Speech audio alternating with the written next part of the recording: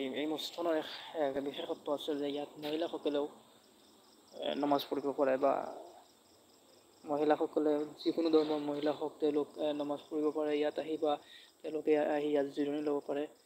আৰু আপোনাৰ কেনেকুৱা লাগিছে কথাটো যে মহিলাসকলো মছজিদত আহি জিৰণি ল'ব পাৰে বা নমাজ পঢ়িব পাৰে যিকোনো ধৰ্মৰ মহিলা হওক বা তেওঁলোকে যে তেওঁলোকৰ জৰুৰী আছে যিবোৰ ধৰি লওক পেচাব পায়খানাৰ পৰা আৰম্ভ কৰি টয়লেটৰ পৰা আৰম্ভ কৰি সকলো এই ৰুমখনতে কৰিব পাৰে। আৰু তেওঁলোকৰ কাৰণে এই মছজিদ কমিটিৰ মানুহে এক বিশেষ ক'বলৈ গ'লে এক বিশেষ সুবিধা ৰাখিছে, কিয়নো অসমৰ বহুত কম মছজিদত তেনে সুবিধা পোৱা যায় যে যিসকল মহিলা আছে মুছলমান হওক বা হিন্দু হওক বা আন যিকোনো ধৰ্মৰ মহিলা হওক সেইসকল মহিলাই ইয়াতে নমাজ পঢ়িব ইয়াতে ধৰি লওক আপোনাৰ যিবোৰ তেওঁলোকৰ প্ৰয়োজনীয় বস্তু আছে সেই প্ৰয়োজনীয় বস্তু তেওঁলোকে ইয়াত কৰিব পাৰে বা তেওঁলোকে ইয়াত আহি ৰেষ্ট ল'ব পাৰে বা মুছলমান মহিলাসকলে ইয়াত নমাজ পঢ়িব পাৰে।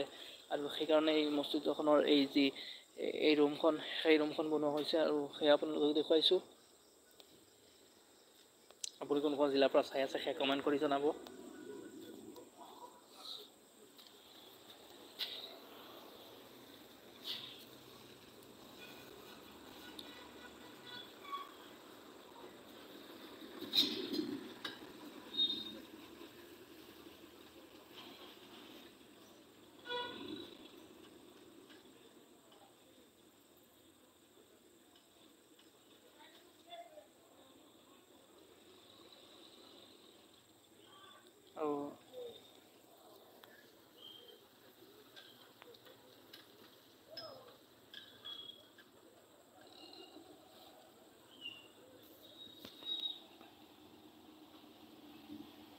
আৰু এয়া নীলবাগানৰ দৃশ্যাংশ আপোনালোক দেখাইছে নীলবাগানৰ আপোনালোকে চাই আছে কমেণ্ট কৰি জনাব। আৰু কিছু মুহূৰ্তৰ আপোনালোকৰ আগত এটা জৰুৰী বাৰ্তা দিবলৈ চেষ্টা কৰিম, কিয়নো যিজন মানুহ আহি যাওক তাৰপিছতে আপোনালোকৰ লগত জৰুৰী বাৰ্তাটো শ্বেয়াৰ কৰি আছোঁ। আপুনি কোনখন জিলাৰ পৰা চাই আছে সেই কমেণ্ট কৰি দিলে নিশ্চয় ভাল হ'লে হয়।